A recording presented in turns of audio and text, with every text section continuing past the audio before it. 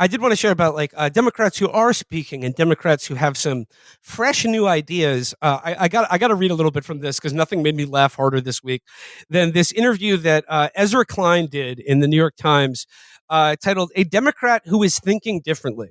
And this is an interview with a congressman from Massachusetts named Jake Achenloss. Felix, are you familiar with this guy? Achenloss? Jake Achenloss. Yeah, I have always done like a triple take when I read his name because it's like you see Jake Achenloss, and it's a very crowded up spelling. And you're like, wasn't that like Hitler's plan to fill the Nile with molten gold, or turn the moon into the last synagogue in the universe? Crazy Sound stuff. Of Music was about. Sound of Music was about Jake Achenloss. Yeah, like a Plan Auschwitz. It's like we're gonna find Hagar the Horrible's skeleton.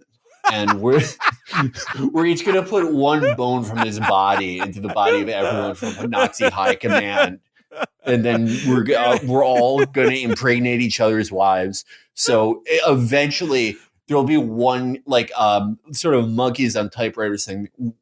Through all these permutations, we'll make a full Hagar the Horrible again, who is our god that we worship.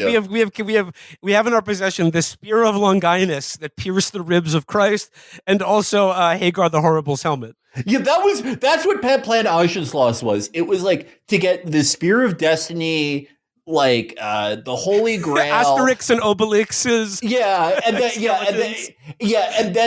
then Santa's list. It was like two biblical weapons, things from the comic book Preacher, and then but also we need the first mistletoe Mrs. Claus made. All right.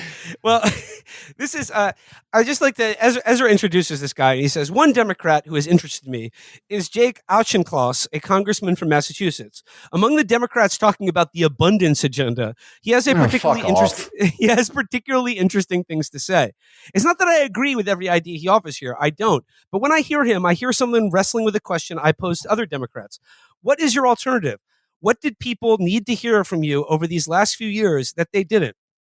Okay, so Auchincloth says here, he says, my view on that is that voters who ordered a Coca-Cola didn't want a Diet Coke. There are two different parties. We have to start by understanding who our voters are not, and then understanding who our voters could be, and then go try and win them over. If you're walking into the polls and your number one issue is guns, immigration, or trans participation in sports, you're probably not going to be a Democratic voter. That's okay. There are two parties. But if you were a voter who went Obama, Trump, Biden, Trump, and you're walking to the polls and your number one issue is cost of living, boy, we'd better win you back. Okay, so starting off, pretty sensible. But he says here, the core Democratic economic message is that taxes plus housing plus healthcare is less than half your wallet. That is our economic telos. And that requires treating cost disease where it affects sectors across the United States economy, most notably housing and healthcare. Okay, Klein has the same question I do. What is cost disease? Auchincloss says, cost disease is the most important economic policy concept that policymakers are unaware of. Sectors like housing and healthcare are afflicted by Baumol's cost disease, which says that because they are very labor intensive and low productivity, they're going to inflate faster than the gross domestic product. Haircuts are a good example of this. Haircuts are non-automatable and service intensive. Yet the wage for a hairstylist has to be competitive with the wage for someone in a sector that has higher productivity gains. So you're going to see more and more share of wallet going towards these sectors. Imagine if you were going to build a car, and instead of buying a car at a dealership, you stood in your driveway, called up a general contractor, and had them subcontract out the various parts to the car. And people came to your driveway and built the car piece by piece. Imagine how much that car would cost. A lot more than a typical car, right? Well, that's how we build houses, and it doesn't actually have to be that way. And in fact, it is tied to the abundance agenda that I know you and Derek Thompson and others have been pushing in front of policy conversations. The abundance agenda makes the case that if you're trying to lower the cost of living for the typical American family, you need to unlock supply rather than subsidize demand. You need to build more stuff. And then he goes on to talking about we need zoning reform to expand supply, but also we need we lean into off-site construction, turn housing production away from stick-built, where it's highly service-intensive, and towards modular construction, where it's more factory-intensive. So he basically wants to build modular homes. So, like prefab houses where you can, it's modular. So, like, you could buy the garden upgrade if you did go to work, or you could take something away. Like, if your wife's being bad, you can take away the second bathroom, and so she'll have less towels to customize. I mean, even if there's like a germ of a point there, like I just read that and my brain turned off. Like when he started talking about Bauman's cost disease, it's like Yeah, yeah. how about just I don't know, like make it illegal to charge rent or something. I mean, like we that. I don't should know. we should test this man for Hagar the Horrible's DNA, because the cost disease sounds like someone working for Plan Auschwitz would call a certain ethno-religious identity in Europe. Imagine you want to build a Germany's house. afflicted by the cost disease. Imagine you want to build a house, but the only people available to build it are the Romani people, who are known for their deceitful contracting practices. Yeah, a cost disease in society. This whole thing, his whole program, I mean, like, it is the way he starts off, where it's like, okay, like if you're into whatever shit on Facebook, you're probably not going to be a part of this. That is, it makes more sense than anything I've heard from like any Democrat that Ezra Klein will talk to in a really long time, I guess. But then the whole like abundance thing, that would work great in a universe where, like, I guess Hillary had a plane accident in 2014. We're like 5% more like the West Wing, and there was this like big Democratic primary in 2016 of young technocrats, and like the national mood is like 20% better. But it's just like seeing it now is so fucking wild to me. Well, Klein says, your point about modular housing is well taken, which is why I think we need bigger ideas than we have right now. You pointed out in California, and I've seen myself in Massachusetts, that despite the liberalizing land use restrictions, successes that we've had at the state house level, we haven't built that much housing, have we? Achenloss says, what about a governor-sanctioned charter city in these states? Massachusetts has two bases that have been demilitarized, Fort Devens and Union Point, a tremendous amount of land there that is interstitial to local zoning regulations. Why don't we have the big idea of the governor and the state house, either in Massachusetts or in California or another blue state, starting a new city and saying, we're actually going to build 200,000 units of housing there. We're going to ban cars and develop it so it's more organic and walkable. So turning decommissioned military bases into 15-minute cities. I don't know. Maybe this guy's winning me over. I don't. Yeah, whatever. I just like my brain turns off this housing stuff. I just like you guys over there, you figure it out. I don't. I've tried to like do that thing on Twitter. I think we all do it, where it's like, you scroll through enough and you end up on the profile of someone who's like far enough outside of your social or lurking circles that it's quite novel to you, and you're interested to see what are the what are the foundations of their world. I've done it with all types of people. I've done it with like inner city anime fans, but they're in Canada, or I've done it with like French fans of FaZe Clan. Or I've done it with, like fans of Jeezy in the country Gabon. And I've tried to do it with housing, and I just get like, I close my eyes and I just see like a red background with white letters. Kill yourself now, kill yourself now, kill yourself now. And I have to stop, because I hope you guys figure it out, because I cannot pay attention. All right, well, let's get out of housing here. He also says, I'm also relatively pro-blockchain because I think it can empower creators in a digital economy. Okay. Going on here, he talks about, but what TikTok makes so plain and what you just laid out is, no, let's be very clear here that TikTok and ByteDance report to the CCP, and the CCP has levers of influence as well. So let me just underscore that, not to be a doomer about it, but Trump issued the Trump coin, and that Trump coin is the equivalent of issuing an account number for a Swiss bank account, telling foreign adversaries they can deposit funds into blah, blah, blah. So he's talking about the Chinese and the Saudis bribing Trump. But then he goes on to say, I hosted an app challenge. basically where young middle schoolers and high schoolers can build their own apps. What was striking to me is even in the last 4 years that I've been doing this, the apps that they were building were about real life community. The winning app created a way for people to sign up online to go out and clean up their environment locally. Gen Z gets it. They understand that this is not good for them, and their parents look at their kids and say, I don't think it's fair that they're growing up and that their adolescence is being warped by the bottom line of these companies. So he created he created an app challenge where kids can create an app to not use apps. Was he just like railing Adderall during this? Like, what the fuck are you? Can you slow down? He's like taking his shirt off. And another thing, I make all the children in my community rearrange all the books in my house. I throw them out of my fucking window. I make them come in and rearrange them by an order that I've come up with. Sometimes it's alphabetical. Sometimes it's by the race of the author. I don't even know what their fucking races are. They found out that 7% of my books are written by Pacific Islanders. What, Jake? What? The last bit I want to talk about is where he gets into healthcare. And he says here, I feel like as a party, we need to move away from equating health insurance with healthcare. For the last 15 years, the core thesis of the party has been everybody needs health insurance, pre-existing condition or not. And we're going to subsidize the health insurance companies to make sure that it's universal. We've had a lot of success doing that, and it's critical that everybody does have health insurance in this country, but the focus needs to shift towards cost.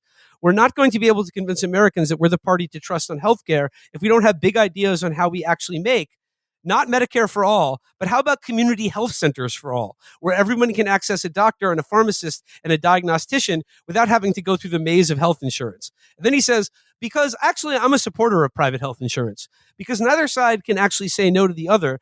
You see what you would expect from a lack of competition and choice, inflation. What we need is more granularity in those healthcare negotiations, such that it's not the entire provider system negotiating with an entire payer system, but rather different centers of excellence and specialties that have to negotiate. Oh, good. Yeah, okay. More personnel and fucking rent seekers and remoras. I love Jake Achenloss, not just because he is Herman Goring did the thing Stannis did to create him. I love him because it's like he'll start out saying something that like, imagine in a better world, this would be like the most right-wing guy in the American AMLO. He starts out talking sense, but then like he gets a head of steam going and it evaporates into complete drivel. Yeah, like he'll start out and be like, look, like this situation where like people are beginning their professional lives in like immense amounts of debt. It's terrible. It's crushing. There are like these knock-on effects that are like deleterious to people's social lives and just their bonds in their personal life. It's going into, how people are starting families. And then he'll go, and that's why we have to do something where you can rent a college student for 20 years and you can earn 30% of what they earn at work. But if they go unemployed, you have to pay for their student loans. What? I mean, how did you get there?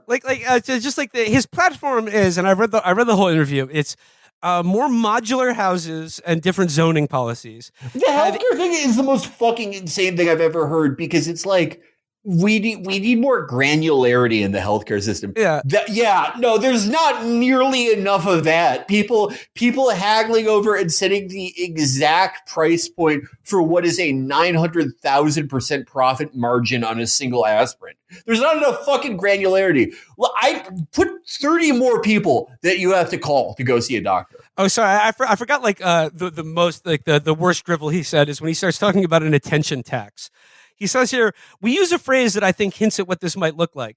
When you're scrolling on your phone and when you're looking at content, you are paying attention, right? And if you're paying attention, that they are buying attention. In a real world, that could be subject to sales tax and a value-added tax. You got to get respect. In the digital world, it's monetized and thereby it is not taxable.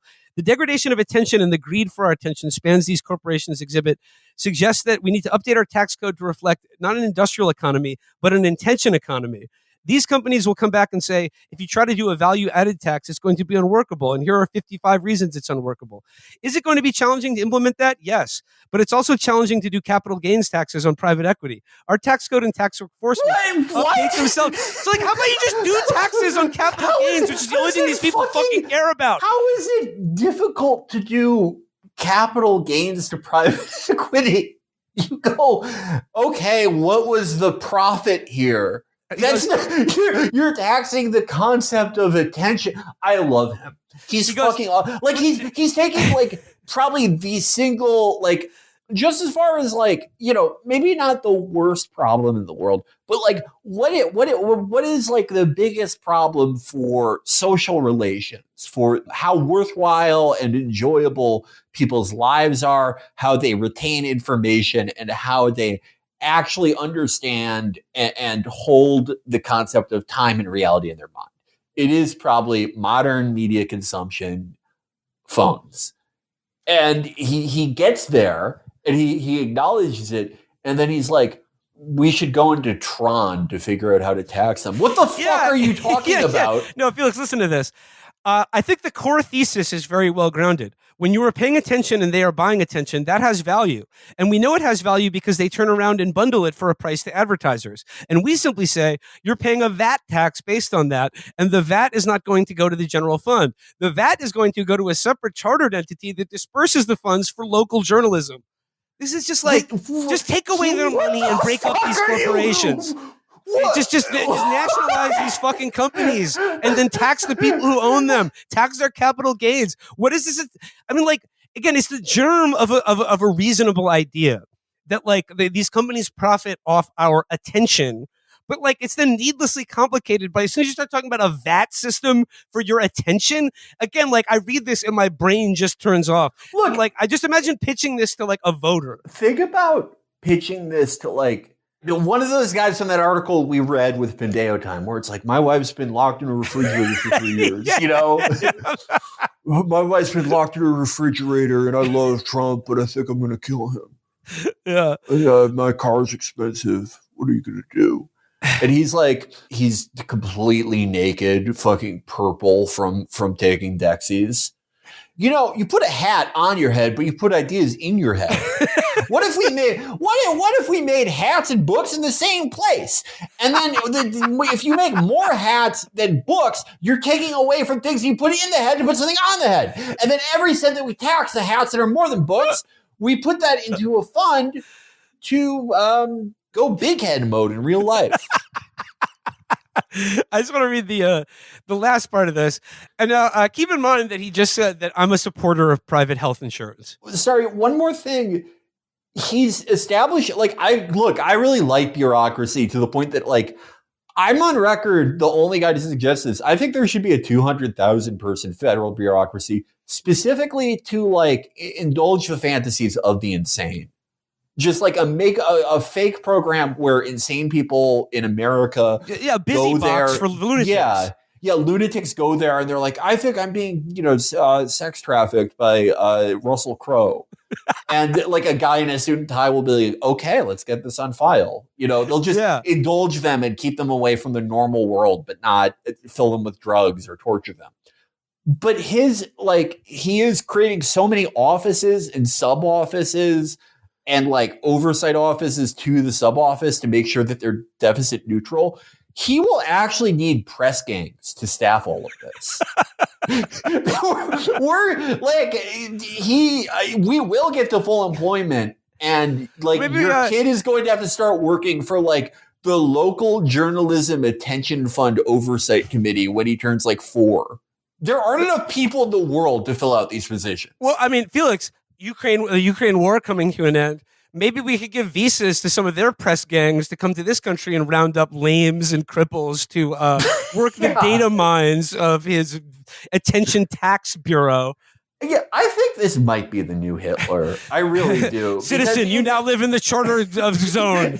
Yeah. Welcome to Fort Owens, formerly of Massachusetts. I really think this is the new Hitler, not in the sense that he's going to do all of that stuff. Maybe. But like in the sense where it's like, I'm reading this and I'm hearing this. We're all hearing this and we're going, what the fuck? Who could be into this? But there's like a certain type of mania that it hits on something that I think it will result it's a mental illness born of too much education. Well, I don't think that was Hitler's problem. No, about Achenloss. Well, I actually just think it's stimulants similar to Hitler. The Adderall. But I think somehow like 70% of people are going to be into this. Just they don't even know what he's saying, but they just like his sort of like mania, like with Hitler. And we're gonna have to delete this episode because of how strong he is. That will suck. He's gonna do all the stuff that Trump could never do. He will conquer Canada. He'll do the I forgot the actual word for when the Nazis took over Austria because all I can think is Achenloss. I know it wasn't the Achenloss. That's the word. It was. What the fuck was that? Anschluss. It's so close to Achenloss. I just tried to search for it on Wikipedia, and the first entry is Jake Auchincloss. I don't know how to spell it. This is the new Hitler. Yep. He's not going to go after Jews. I don't know who he's going to go after. He's going to go after kids on their phone. He also wants to ban phones in schools, which you know what I'm in favor of too. Yeah, sure. He has this attention tax thing, but then he says he's also big into quote a solution for healthcare is invest in biotechnology. He's not for Medicare for all. And sewing twins together. See how much salt water a fucking Eastern European can drink. Sorry, I just want to. The last thing that he closes out here, and just keep in mind what I just said about that he's against Medicare for all and for private insurance. The last question Ezra Klein asked him is, your bio on X says that you want an economy that works like Legos, not Monopoly. What do you mean by that? I think it's working like hungry hippos right now myself. Yeah. Jake, grab what you can and run. Jake, you're one of the most insane people I've ever talked to.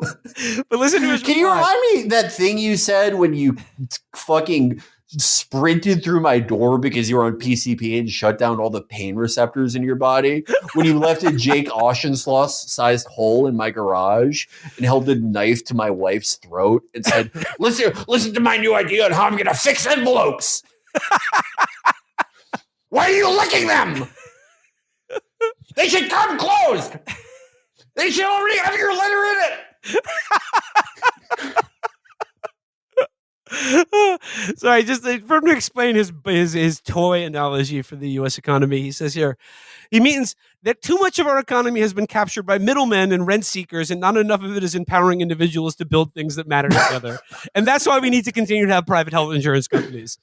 This is so Hitler. He's like, we're not, this is all like rents. This is nothing, spinning the wheels. Communism, dead idea. Capitalism has gotten us here. Third way, the only way we're going to get to the moon, put the last synagogue there, find Calvin and Hobbes, find Rudolph the Red-Nosed Reindeer, clone We're him. Gonna go, we need people working together on grand projects, a train that's 50 miles long and could go Mach 3. Going to Jupiter's moons, going to Jupiter's moon Europa, the ice moon, going there, drilling to the inside using a drill powered by the minds of children who we have systematically deprived of both technology and reading so they can focus all of their young minds on the motion of this drill. Telekinesis is real. We need to get to the center of Europa. Once we get there, we will find the real existing people from the comic book Foxtrot. They predate humanity by 7 trillion years. Humanity was designed in the concept of Foxtrot. Jason Fox is 700 trillion years old. He predates God. God was invented by the bald dad from Foxtrot. Paige is 400 billion years old. She's the youngest member of the family. The iguana is there, living under the surface of the ice planet, the ice moon. Yeah, this is 80% of Americans are going to vote for him. This is so scary. Well, there you have it. That's the future of the Democratic Party. This is the future of the world. This is the... If anyone played the Wolfenstein games, this is what it's going to be like. His invocation of investing in biotechnology is also very unsettling. It's really scary. Well, I mean, Well, also we though, don't need cars when we're animals.